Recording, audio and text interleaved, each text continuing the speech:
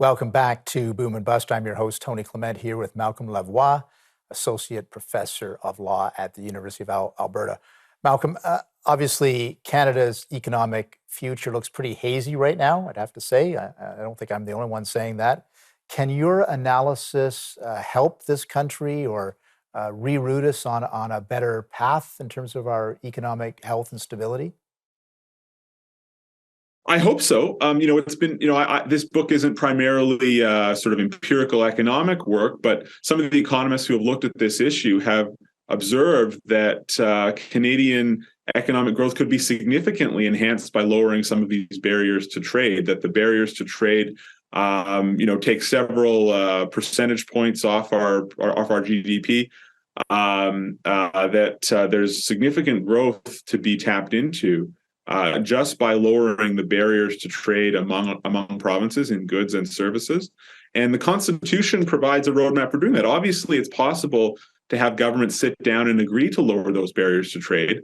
But that hasn't been as successful as we might have hoped. And that's partly because you have provinces with their own sort of parochial interests that they try to, we have, say, the Canadian Free Trade Agreement between Canada and the provinces, where you have really noble principles. Everyone agrees in principle to free trade, but then you have several hundred pages of exceptions. And that's this dynamic I'm talking about, where provinces are looking after interests in their own, in their own jurisdiction.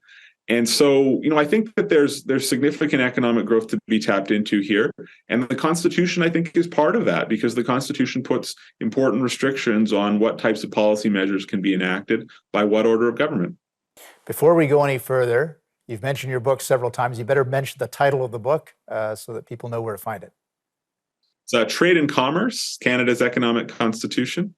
It's available, I think, just about everywhere. It's on Amazon for sure. But yeah, no, it's take a look if you're interested. Okay, there's a free ad for you there. We're coming up. We've got a couple minutes before the close here. Obviously, maybe you did part of your research and writing. I don't know. During the COVID period, we had all the lockdowns and so on. You mentioned supply chains earlier.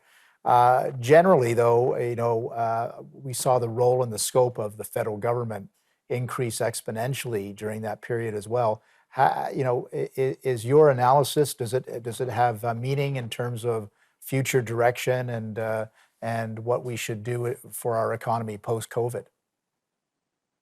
Yeah. I mean, I think I identify certain threats in the direction we've gone in with our Constitution, and one of them is the potential for the federal government to grow in ways that infringe the jurisdiction of the provinces. And that's in several different areas, right? You can see that in healthcare, where the federal spending power is used to try to direct what provinces do. A big one in Alberta is natural resources, of course. You have the Federal Impact Assessment Act, which is going to the Supreme Court later this month. Pretty significant increase in federal control over topics related to natural resources. And you saw it on the public health measures. And, we should say there's a legitimate role for the federal government on many of these issues. On the environment, for instance, where you have economic impacts that don't just affect one province, but affect several provinces. There's a legitimate role there for the central authority to step in. On something like COVID and public health measures, you similarly have a policy where decisions made in one jurisdiction have an impact on other jurisdictions. Right. And actually, the Constitution recognizes that. One of the federal heads of power is a power over quarantine, which recognizes that once you have a public health issue, it could affect all the provinces. And so there's a legitimate role for the federal government here. But we also need to recognize that there are limits on the federal government's authority, and that local autonomy, provincial autonomy, is an important value of the Constitution. We've got about a half a minute left. It sounds like our Constitution is more subtle and has more in it than meets the eye.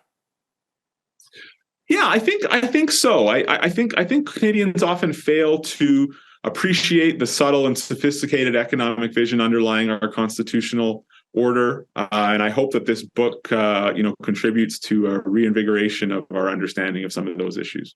Well, Malcolm Lavoie, thanks again for joining us today. Very interesting discussion, and best of success with your academic achievements. Thank you. Interesting discussion there with Malcolm Lavoie about trade and economics, how it's actually embedded in our original constitution, and how that could benefit Canada in the future. So I hope you enjoyed watching it. Thanks for being here.